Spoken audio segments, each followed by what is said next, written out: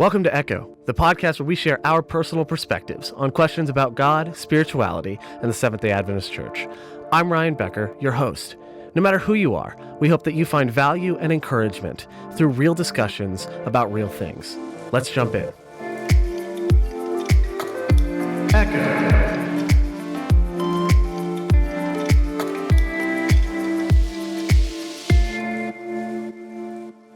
This episode of the Echo Podcast is sponsored by Southern Adventist University. Welcome to Echo, a podcast where we address faith and life questions that young adults have, and really, the more that we kind of dive into this, the more I find that people of all generations are wrestling with some of the questions that we address on this podcast. And today is going to be no different, and we have a very special episode today. And this one is something I've been really excited about. I'm also really nervous about, and for, I think, good reason, in that this has been kind of a sore spot for Adventism in the last, 80, 90 years, and even more than that, as a topic in general. But today we are talking about regional conferences, and the relationship between regional conferences and our typical state conferences. And so I have two very wonderful, awesome guys joining me today. The first being Evan Willis and then Ryan Ashlock. So Evan, just tell us just a little bit about yourself. I was born and raised in Pennsylvania, Harrisburg, Pennsylvania. I am the grandson and the great-grandson of two Black Adventist pastors.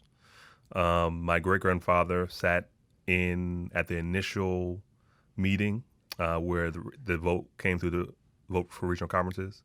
He also was one of the major players that met with the major Black leaders within the church to lobby them to kind of go along with what the church is doing, and not to, for lack of a better word, there was a fear that, let me get into that. Let me just You're good. be me. Yeah. And so I was born and baptized and raised in regional conference churches my whole life. Awesome. And then Ryan, what about you? So yeah, I also am descended from some Adventist pastors who were pastors in state conferences. And now I've been a pastor myself for a little over 20 years, serving mostly here in the Carolina Conference, but also a short time overseas, working in Thailand. Cool. And for those, I know that this topic tends to get a lot of buzz in general. So for those who are tuning in for the first time, I'm Ryan Becker, and I also grew up Adventist. I don't actually know how far back my family is in Adventism. I do know that my grandfather on my mom's side was a pastor, so I do have that in my line, but it isn't something specific to that I could go in depth on more than that. But I am a lay pastor currently, and I work as a recruiter for one of our Adventist universities, and but still heavily involved in ministry in general. And this is an area of ministry this is an area of our faith community that I'm passionate about, not necessarily in the lobbying and trying to get a whole bunch of votes done and everything, but I'm passionate about as far as the conversation and trying to educate and trying to figure out how to navigate this, because the regional conference conversation is super complex. And there's a couple elephants in the room that I do really want to point out here, and I want to just acknowledge them off the bat. The first being, we're about to talk about regional conferences, and I fully understand that it's two white guys and a Black guy, and that is not intentional as far as oh, we just needed the token Black guy here. This is, both of you are friends of mine, and both of you have opinions and careers that I greatly respect. And you've both been a voice in my own life that I've appreciated in my time in ministry. And so I have you guys here because I do believe that you are the best ones for this conversation, period. And so the first thing being, we want to talk about this as honestly as possible. The second thing is, we are actually recording this in the Carolina Conference office. So we are in a state office talking about this, but that's not going to color the conversation in any way. It's really, we're talking about this from our perspectives as individuals and as pastors and from the context that we come from. So let's dive right in. Let's set the tone here. What is a regional conference? People may have heard that term, but they don't really fully understand how would we define a regional conference? Well, I would say a regional conference in the North American division typically is a conference that covers regions. Sometimes goes cross state. Sometimes it's just within one state. But more often than not, regional conferences are used to refer to our black conferences. So you have 9 regional conferences in the North American Division. You have Allegheny East Conference, where I was born and raised, Allegheny West Conference. You have the Lake Region Conference. You have the Central States Conference. You have the Southwest Region Conference. You have the South Central Conference, South Atlantic Conference, which I currently pastor in, and we have Southeastern Conference and Northeastern Conference that covers New York and things like that area. Awesome. Okay, so these are ones specifically, in the black community, and they overlap with the state. So we're in the Carolina Conference right now, but that overlaps with the South Atlantic Conference. So, and I always get things confused in my mind because I'm also from Florida, but I've been in Tennessee, and there's 2 different regional conferences that overlap in those areas. Mm-hmm. And on top of then the state conferences as well. So in that area is the Florida Conference, the Gulf States Conference, the Georgia Cumberland Conference, and the Carolina Conference. And so it gets confusing because from the outset, it looks like Adventism is segregated. That's what it ends up looking like. You see these state conferences, and then you see the regional conferences, which their purpose is specifically for the black community. Mm-hmm. But as far as authority is concerned and like level of church structure, a regional conference functions authoritatively the same way that anyone's interpretation of a state conference would. Yes. Right. Okay. So that was my understanding of it, but I'm happy to be corrected if I'm wrong. So it is something that operates at the same authoritative level. It's just serving a different community within Adventism. So I think it's worth pointing out here that the regional conferences overlap with territories of state conferences, but they don't cover the entire United States. It's only the central and eastern part of the United States. So out west there is none. There are no regional conferences. They're just conferences. But at the same time, regional conferences do adopt to a certain extent, like Pacific Union, like the Black work within Pacific Union. We bring them along with different programs that we have. And there was a strong push to get regional conferences to the West Coast that was blocked ultimately. I didn't know that. Okay. Wow. So it looks like, there's efforts out West or to include out West. Yeah. And at least to bring them alongside now, even though those efforts were blocked in the past, there are things happening to include that community. So, when I was growing up, I was actually taught, and I do not remember where I learned this, and there's part of me that wonders if I just assumed it, but I was actually taught growing up, and at some point had the understanding that regional conferences started as a way for, in an era of segregation and all these laws, was taught that regional conferences were created specifically so that we could reach the black community. Like, I was taught that they were evangelistic in nature, and it was only about a year and a half ago, I'm 26 now, it was only about a year and a half ago that was corrected, right? That teaching was corrected. But it's interesting to me that idea of whatever interpretation I had of it, whether I gave it to myself or whether it was learned, still came from the same place of we went to be saviors to them. That's what it ends up coming across the longer I think about it. But that's not at all why regional conferences were created.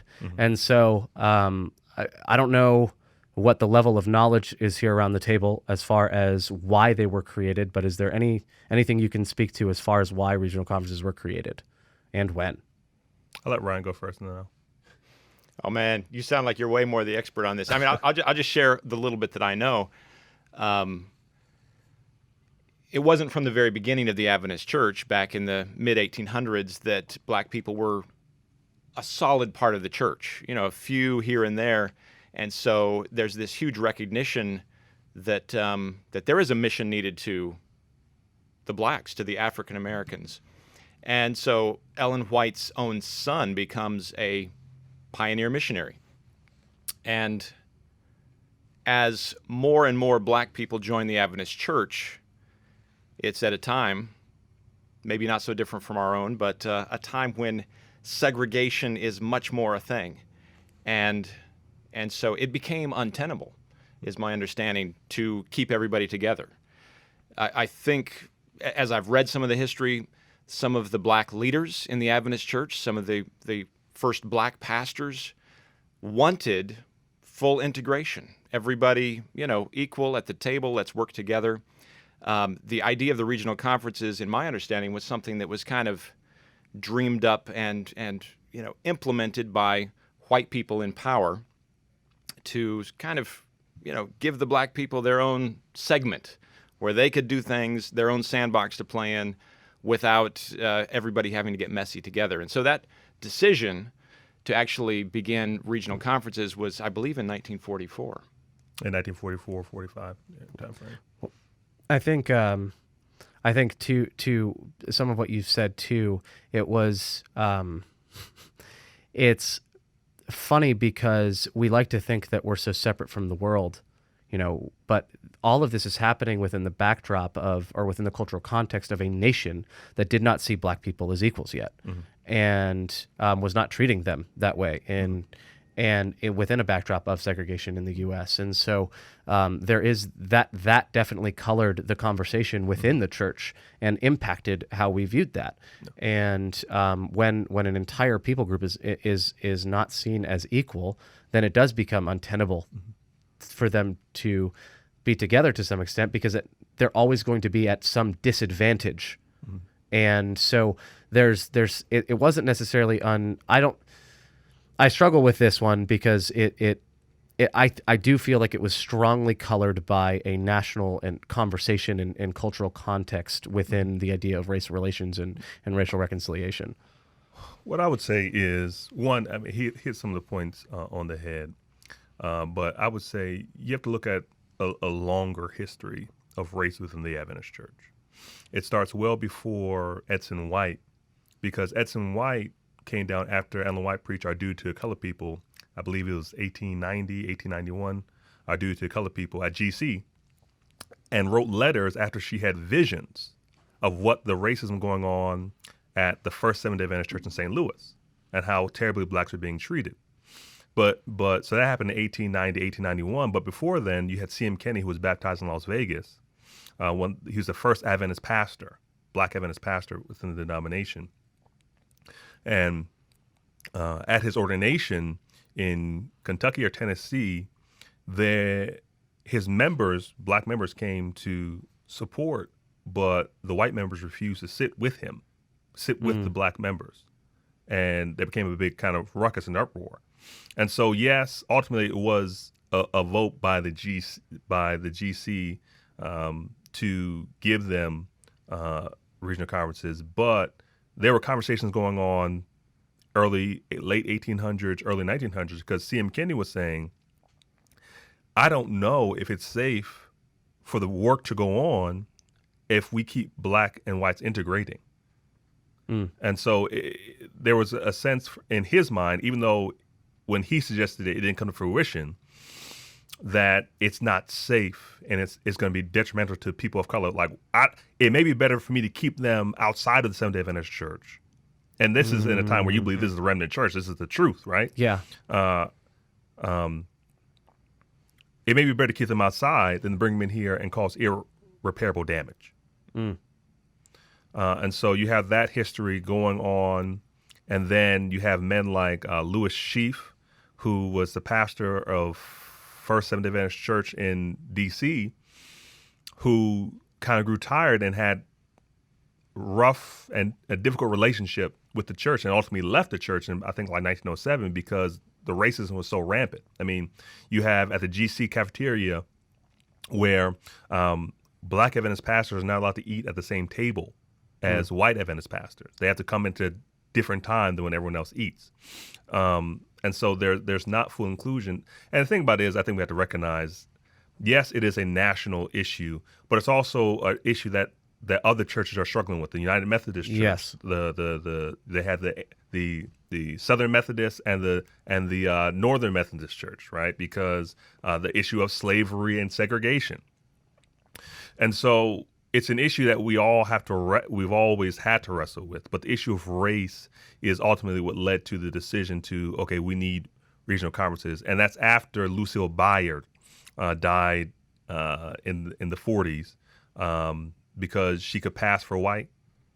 And she went to the hospital, Washington Adventist Hospital in D.C., And when they found out she was black, they refused to treat her, and she died not too long later. And so the black leadership said, no, we're tired of this. We want to be fully included. We want to have equal treatment, equal rights, equal inclusion. And the church ultimately decided, we don't want you to have full inclusion. It's better for you to go form your own conferences. But the intent in mind and the thought process in mind behind the formation of regional conferences, let these black people go and fail on their own, recognizing that they need us. Mm. And even when you deal with the history of Oakwood, it was a fight. It had to be a protest before they allowed there to be a black president. Because the thought process was blacks are unable to govern themselves, think for themselves, do for themselves. We need our white saviors. Yeah. So, yeah. Well, and there's the financial side of things too, where if you have an entire segment of the church walk away, that's tithe dollars that goes to support missions in the church in general. And so there is this need I think this need from the GC side of things. And this isn't, I'm not trying to overly demonize anyone. This is, I think to some extent, this is reality and this is what happened. But there was this also idea of, we do want to give space. We do think it's untenable, but we also don't want to lose what this does for the church as a whole and lose all of these tithe dollars that go towards legitimate budgets. And even in keeping regional conferences and does allow for the tithe structure to stay kind of intact. And I'm not saying that is the sole motive, nor am I saying that but it is something that, if you're looking at losing a large percentage of your constituency, your finances are going to be affected. And you're saying at this juncture of the conversation. Yeah, well, yeah, and several others as well. But I think, yes, at this juncture of the conversation, it's a major portion of it. Okay. So right now there's this. It's once again within the backdrop of the national conversation, but as Adventists, more and more of my age, so 26, millennials, Gen Z, are looking into their own identity within Adventism and really learning more about their church. I'm seeing a lot more people either call for the end of regional conferences, or they're saying, no, we still need regional conferences. And there are those that are saying, oh, well, this is, a black eye on the institution. And, this is proof that racism still exists. And as long as we have them, we'll always, we're still racist. And then there's the optics angle and perception angle where, how can we say that, we really are followers of Jesus when we can't even, be together as in unity amongst ourselves. And so I'm not going to say where exactly you stand on this unless you want to share that. But where do you think of the merits of the sides of that conversation, both to keep them or to dissolve them with where we're at now? It's super complicated. There's obviously not an easy answer because we haven't gotten there yet. So there are good arguments that I've heard in favor of going both directions. The arguments usually in favor of, well, first of all, let me back up. When we say do away with regional conferences, that's problematic right there. Why not do away with state conferences? Yeah. Why do we even frame the question that way, right? Why not just say, let's find a way to come together more? Why must we assume that regional conferences are the ones that go away? Well, maybe because they came later. But still, if we look at it now, a regional conference and a state conference, though they overlap territory, have the same kind of administrative structure, the same kind of relationship to the union, to the division, to the general conference. There are offices, there are properties, there are personnel in both of those conferences. So talking about how would we combine and come together if we were to do that, that's, I guess, a whole other conversation that would be incredibly messy and might very well be the direction we need to go as a church. Mm-hmm. And so the arguments that I hear, and I resonate with arguments on both sides of this, the arguments that I hear in favor of coming together in some way are unity, right? Jesus says, he prays in that great high priestly prayer in John 17, Father, I pray that they would be one, as you and I are one. And so I think for a lot of Christians, we look at this situation, especially in our cultural moment now in America and in the world in general, and we say, this is separation, separate but equal, and that's a loaded term right there that we recoil at. surely we would have moved beyond this by now. And I remember when I was in seminary having conversations with my black friends as we're all preparing for the ministry, talking about, and it felt like we were all in lockstep together. Young men going through seminary saying, someday we're going to put an end to this separation. Someday we're going to be the unified church that Jesus wants us to be. So I was actually shocked a few years ago when I first came across a powerful argument in favor of keeping separate conferences. And it was an article, I guess it was originally a paper delivered by Leslie Pollard at a meeting maybe out at San Diego or somewhere that he had first given the paper. And he argued in favor of keeping regional conferences for the sake of mission. And as I read the paper, I was like, wow, he's got some powerful arguments here. So it wasn't, when I was younger, I thought it was a clear-cut case.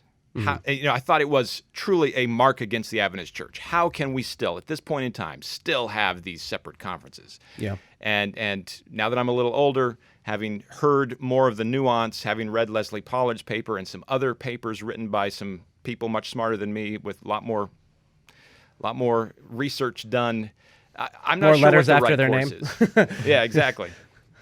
No, that's I think that's first of all, thank you for sharing a bit of your journey there as well in your younger days, and I've also seen strong arguments for both sides. I think the kicker for me, actually, what really cemented how I feel about this topic as a whole actually happened at the 2018 annual council, the fall annual council, where Ted Wilson preached, I think, on Sabbath, and said some words regarding social justice that were not the wisest, and it was damaging to the Black community. It was harmful to a lot of the Black community, and within hours there was a lot of feedback and things on Twitter, on Facebook, everywhere, right? But basically, as a result of him saying those things, within 2 days, still during annual council, I think it was all 9 of the regional conference presidents were able to sit down with him at annual council, and he listened, and they were able to talk together. And by the end of annual council, Ted Wilson had publicly not necessarily walked back what he said, but tried to clarify and change some things. And it wasn't like a full outright, like, I did something terrible or anything like that, but there was progress made in that moment. And I worry that in a world where regional conferences aren't the thing that exists, where is the voice for Black people or people in color in general? Because I have seen in very many cases the Black community also standing up for and speaking up for other minorities. So where is that voice anymore if suddenly those people are gone? Because even when talking about merging, well, there's still only one conference president. Like, someone's got to lose their job. And the inherent assumption is if we do away with regional conferences, then in an effort to end racism, we're just asking all the Black people to quit and and give up their livelihood. That's the assumption. Now, I know that no one really means to. Maybe there's some people that mean to do that, but it is that was something. The power of advocacy and voice and agency was something that regional conferences give. That if we just do away with them, I feel like there needs to be some sort of viable structure or system that allows for that agency to still exist. I think within the conversation, one was often, I think, part of the problem is we live in silos of one-sided histories, and we don't hear the perspective. Like, if you talk to most African Americans or people of color or Black people who've gone through Oakwood or have gone through Pine Forge Academy or various other Black institutions, regional conferences is something that we celebrate. We celebrate the fact that look how far God has brought us.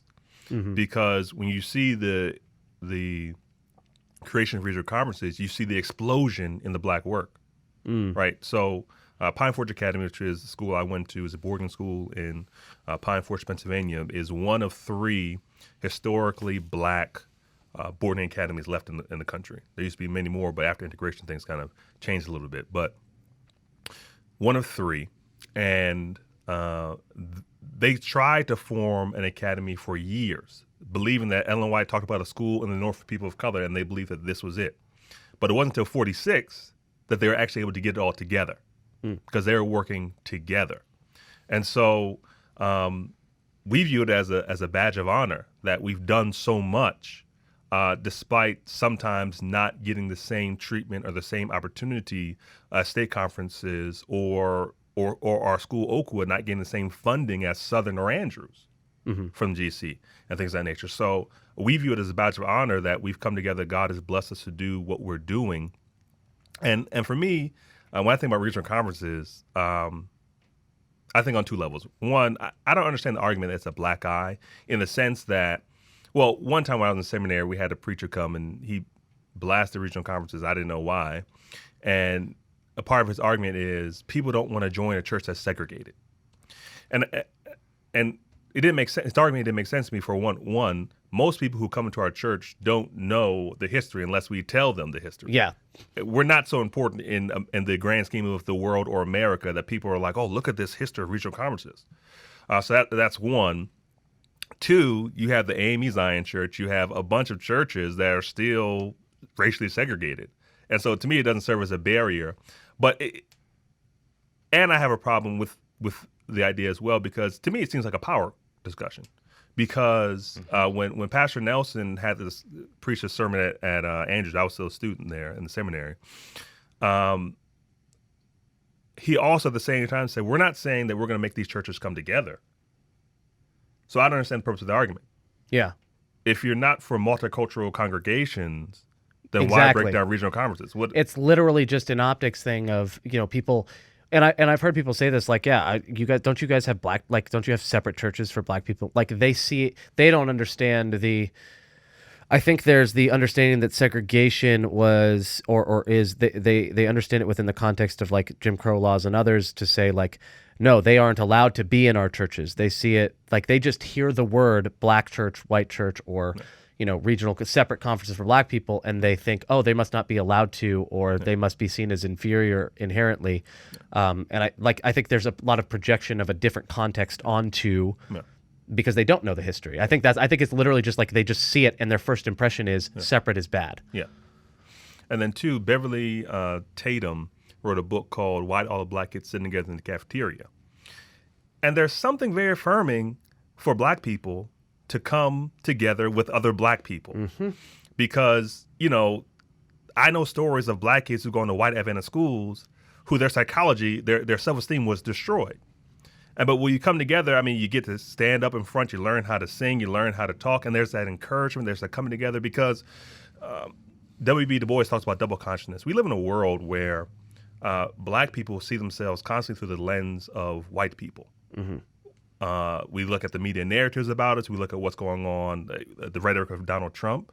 We look at all those things, and we're constantly trying to, when I go to the store, I have to think about, like, don't put your hands in your pockets. Don't look suspicious. Just blend in. And so there's something comforting coming to a black church where it's like, oh, finally, I can just be me. Yeah. And so I think sometimes I think the conversation is disrespectful to the black experience because I enjoy that one time a week where it's just me and people who understand me and don't view me through the lens of the greater society. Well, and it's I was just talking about this the other day with some people, the idea of representation and this idea of if you've ever heard the term white flight, which originated from white people fleeing urban cities to suburban area in favor of the suburbs as black people filled in urban areas. And we see it actually happen in churches a lot, not 100% of the time, but if a traditionally white church gets a non-white pastor, whether Hispanic, Asian, or black, there has been a lot of cases where that church eventually all the white people leave, and then it starts to mirror whoever the new pastor, whoever that, whatever that pastor's ethnicity is or heritage is. And it speaks to the importance. I wish that white people could see that as evidence for how powerful representation is. It's why a movie like Crazy Rich Asians was so influential and huge for the Asian community.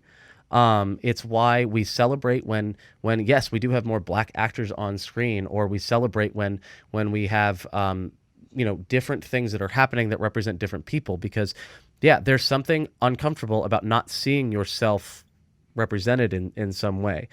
But I'm not saying that the error is on the pastor for being the wrong color. I do think the error is on the people that don't want to embrace and understand and get to know, and they may be afraid of something else. I think there's a problem in the inherent bias that does cause you to flee as a white person finally being put in a situation where you're not the the one in charge.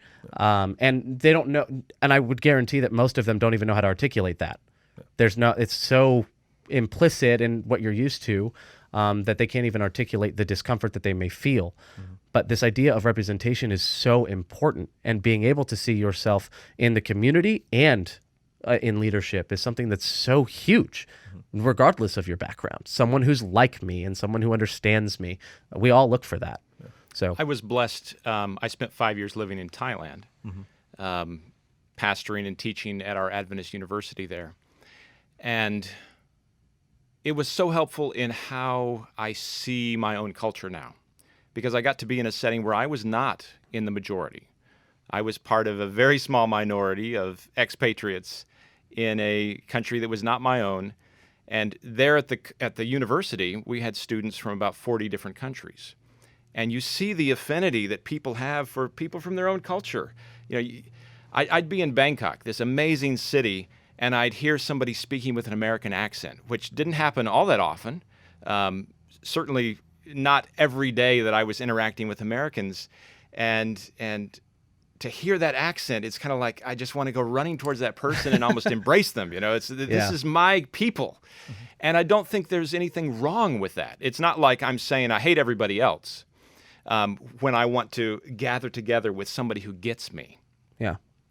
And so, yeah, I think for somebody like me who's white in America, if I hadn't had that experience of going overseas, I guess growing up and in my early years, looking at the fact that we had black churches and white churches, I felt kind of guilty about that. Like, maybe I should go and try to join a black church because then I'd be more like Jesus somehow. But I'm not comfortable there, and maybe they wouldn't even welcome me. And so there's all these questions. And, no doubt we all have a little bit of racism in us. We all have a little bit of fear. We all have, sin works within us. So that's part of it. But there's also that bit that I didn't understand till I got a little bit older, that it's actually okay once in a while to be with my people where I can be me. I remember moving back from Thailand and getting the job where I am now as pastor of the University City Church here in Charlotte, and beginning to relate to my congregation. And it's a multicultural group, but it's mostly Americans. Yeah. And just to interact with that group was so easy. Whereas when I was in Thailand, I would preach, and sometimes I'd have a translator next to me. I was preaching to people from all these different cultures, and it was difficult. I was always having to think through, now, I don't want to be misunderstood. I've got to be careful in how I say this. I've got to be able to relax into your own culture, I think is a really good thing. And so when we have churches that look different from each other, that's nothing to be ashamed of. In fact, I think the greater variety of churches we can have, of different styles and different ethnicities and different flavors, it's not that we are rejecting the unity that Christ called us to by doing that. I don't see it that way necessarily. Now, sin takes a hold of that, and I think can really create some problems. But let's not jump to the conclusion that just because people want to go and worship in a place with other people they're comfortable with, that they're somehow sinning. Yeah. I'd say two things to that. The first being that, the longer I'm in this faith, the more I learn to say, praise God that there's a place for everyone in his church. And if there's not a place, then let's, make one for them. And I agree with you that I think by creating these kind of communities, what we're really doing is celebrating the image of God that's expressed through our backgrounds and through our cultures and through our life.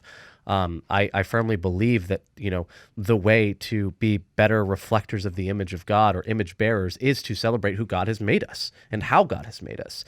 And that does mean everyone ends up embracing who they are a little bit more.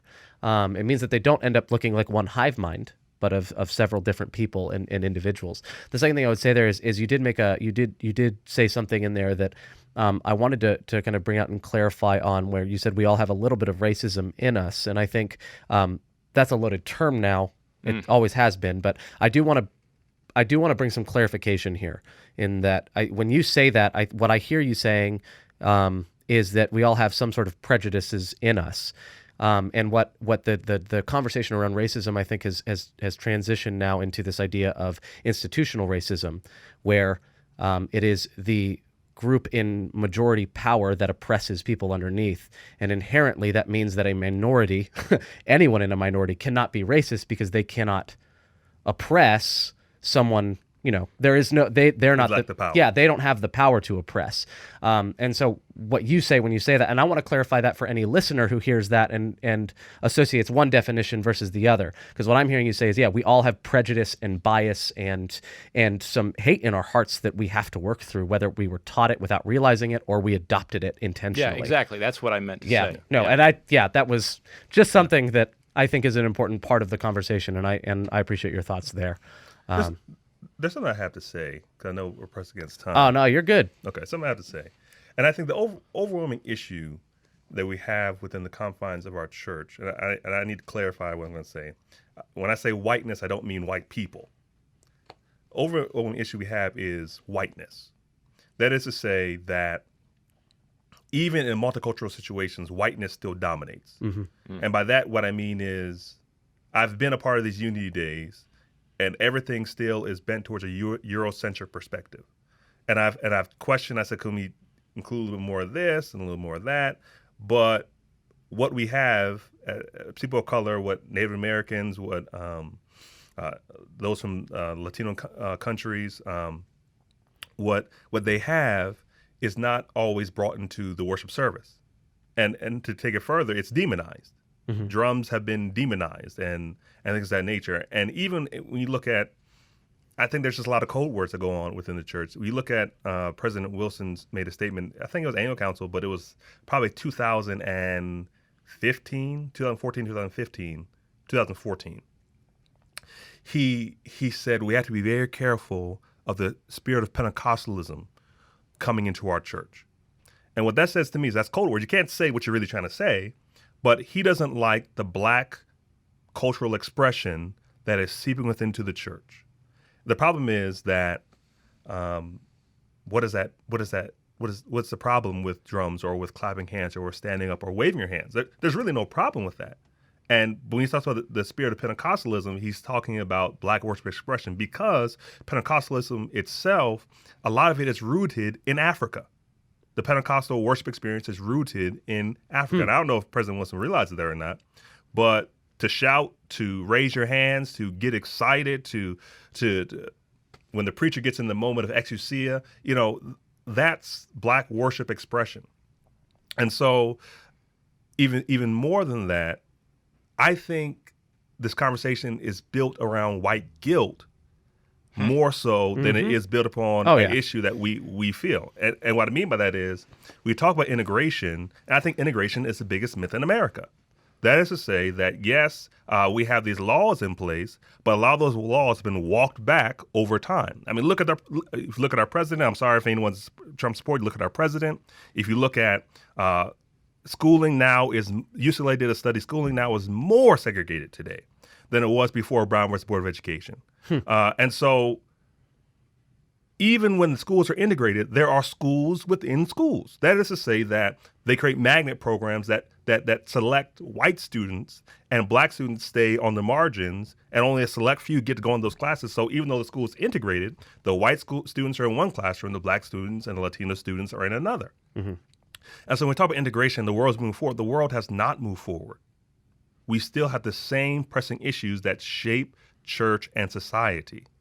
Yeah. And so if I give just a prime example, I just pulled some data a few weeks ago looking at 2015, 2016 Christian private schools enrollment, right? And I looked at all the Southern Union schools. Black students make up 25% of non-regional conference school student population. White students make up less than 1% of those who attend a black school.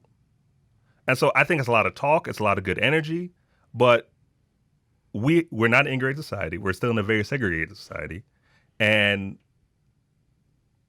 whites still do not feel comfortable coming in black spaces for whatever reason. Yeah. It's how can we invite the black people into what we're doing, Yes. but not how can we step into their experience.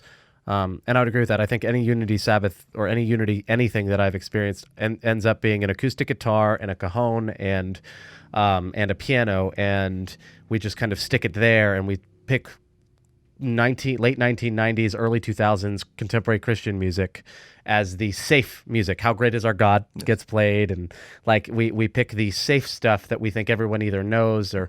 And it's interesting to watch that happen. I see it happen across the board, and I agree with you. I do think it is very much a conversation of white guilt, and it's a lot of, I think even for me, there was a part when I first changed my mind on regional conferences, because I used to be big on like ending them, and then I realized like, oh right, I just wanted to be a white ally, and I thought that I was supporting by calling for the end of these hastily, and then I realized like, no, this is way more nuanced than simply them existing.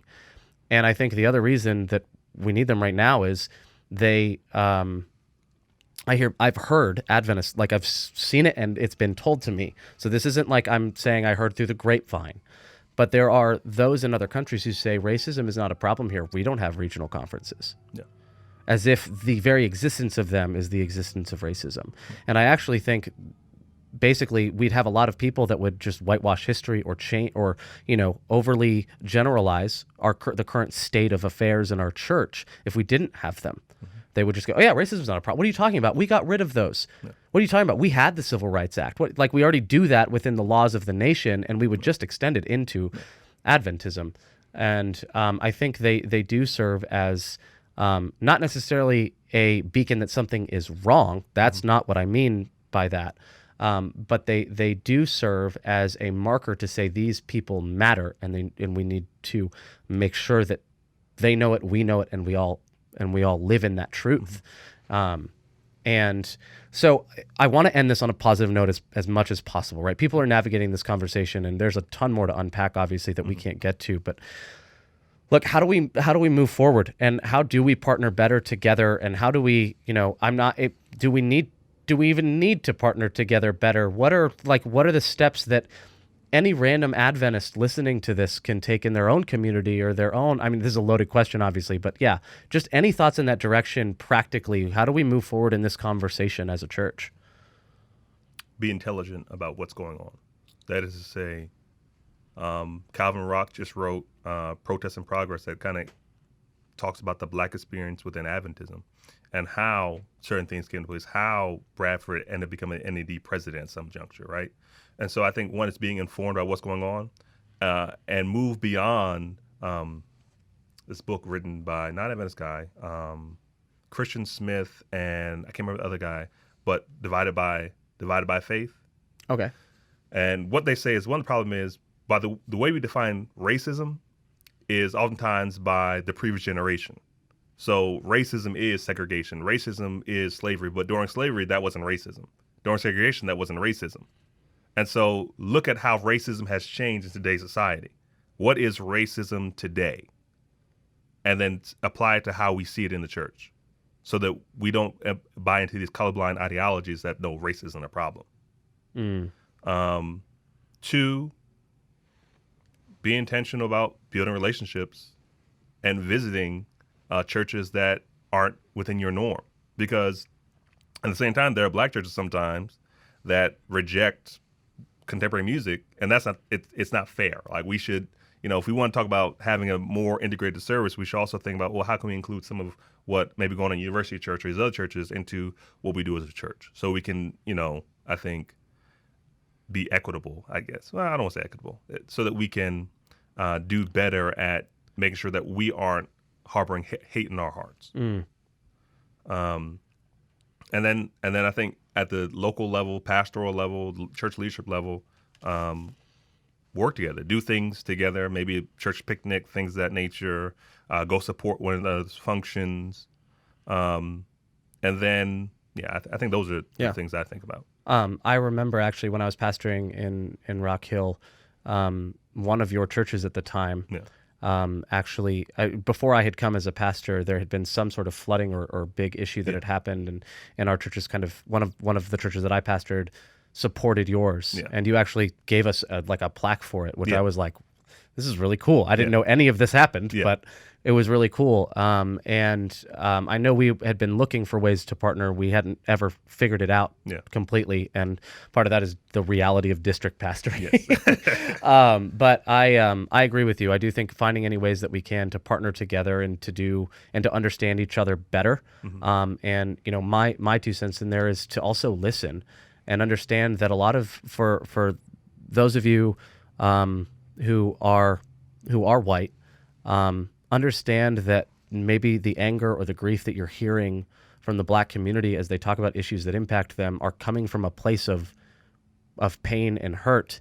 And it's not just that people are bitter, it's that they're processing and trying to live life and find space in life. And so learning to be more gracious with each other on all ends of the spectrum, but for white people especially, because we're so colored by whiteness in general, and every time we do talk about integration, it is within the context of bringing people into our thing. I think there is the need for us to extend a little bit more graciousness from our end, even being a little bit more humble than we think we may need to be, for the sake of brothers and sisters in Christ who need value restored. That's right. Reconciliation is restoring value as much as it is restoring relationship. And so that would be my addition there, is to listen to the voices in your life, and you can't listen unless you get to know them and reach out and partner with them. One more thing I thought about as you were talking, I think that the history of regional conferences needs to be at the GC level or the NAD level, needs to be in our curriculum. That is to say, we learn about the history of Ellen White, the history of the various leaders in the church, and this isn't something we need to be ashamed of. This is something we need to look at. Yeah. And so I'm saying a way for us to have a better understanding of what really happened is if we implement in our curriculums, part of our history courses or some of our religion courses, the history of regional conferences, not just at the regional conference schools, but at the state conference schools, because then we can at least have a better conversation. Yeah. I would agree with that. Educating people is super important. Yeah. Like, I have a feeling for a lot of people, this is the first conversation they're hearing on any level outside of like Twitter or their friend circle on this. Yeah. So, Ryan, any final thoughts from you on how we move forward from here? Yeah, I think something that I'm learning to do just at the place in life where I am is to listen to my emotions, which is not easy to do. But emotions are God-given, and they point us to something. So when I start to feel afraid, rather than just reacting to the fear, asking myself, why am I feeling afraid in this moment? And in the case of a discussion like this and a situation like this, I find myself sometimes getting emotional. There's some fear. Sometimes there's some anger. And stopping long enough to ask myself, what's going on? Why am I reacting this way? Is it white guilt? Is it that I am afraid of losing power? What's going on? And actually being honest. And the gospel gives us the power to be honest about those things, because the gospel of Jesus Christ, here is the most powerful person in the universe who comes and gives up everything, sheds all of the privileges and the power, and wins through doing that. It's not that he just goes low and everybody stomps on him and that's the end of the story. But Jesus actually wins. Yeah. And love wins by going low. So what am I afraid of? I'm afraid of losing power. I'm a powerful white man in this culture. And I fear, and sometimes it rises up within me. I fear the loss of my power and privilege. What's that? That's a sinful, illegitimate feeling and thinking in the context of the cross and Christianity. This is not the way God operates. So first of all, having that self-awareness, and then being willing to step into the conversation, and then get my eyes off myself, right? If I'm all up in my own head, what am I thinking and feeling? I can't listen to you. Yeah. So truly not worrying so much about the optics. because so much of this discussion in my past has been about regional state conferences, the optics of it. Oh, it looks terrible. But rather than the optics, how are people perceiving this? Mm-hmm. How is this affecting you? What's your experience? And let's listen to each other. Let's love each other. I'm so blessed that in my church, I have several black members. And that's just in itself, they sort of put themselves out there to be there in my church, and I appreciate it. And sometimes things happen. We'll have a conversation in a church board meeting, or something goes on, and I will have one of my black members come to me later and say, "Pastor, we need to talk because something happened there that made me and others in my community feel like we don't fully belong." And at first, when I hear that, I feel like, oh, how could I have been part of that? Surely, the emotions are, I want to deny it. Surely that didn't happen. But if I actually listen, and I've been blessed to sit down and just say, okay, tell me, how did this strike you, and what's going on? Help me understand it from your perspective. We need more of that. Yeah. And we all need to be willing to ask those questions and to share our perspective. That healthy give and take. Yeah. Wow. Just as we're closing out here, I did look up the author of the book Divided by Faith. So we mentioned 2 books this episode: Protest and Progress by Calvin Rock, and Divided by Faith. It's Evangelical Religion and the Problem of Race in America. And that's by Michael O. Emerson and Christian Smith. So check out those books. I have Protest and Progress, and I do intend to open it up here soon. Very excited to dive into that and understand more. And look, I do want to say as we're closing out, first of all, thank you to both of you for engaging in this conversation, especially in such a way that is public. I very much appreciate it. And to those of you who have stuck with us through this conversation, first of all, I apologize if there's anything here that was either offensive or insensitive. And I will say this personally, if there is something that I said that I may not even realize was such, please reach out and let me know, because I want to do better in this area. It is something that has been a journey for me, and understanding my own inherent biases and implicit biases. So, but thank you guys for being a part of this journey with us. And Evan and Ryan, any final thoughts from you guys? If you'd like to continue the conversation with me, on Twitter or Facebook. On Twitter, my handle is Rev Illwill PhD, so REVILLWILL PhD.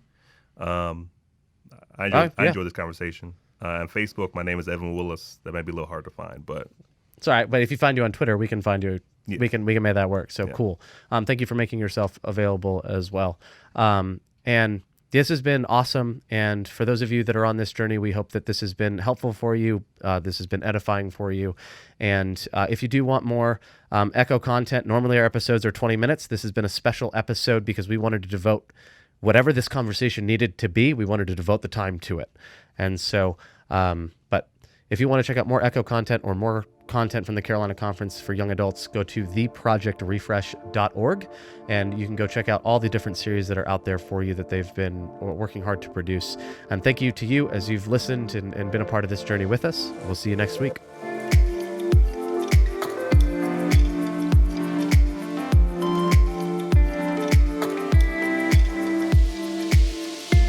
Hey guys, thanks so much for listening to this episode of Echo. We hope you enjoyed it. To stay up to date with new episodes as we release them, and for more awesome content from Project Refresh, a ministry of the Carolina Conference of the Seventh-day Adventist Church, then go ahead and hit that subscribe button below. And don't forget to like and leave a comment.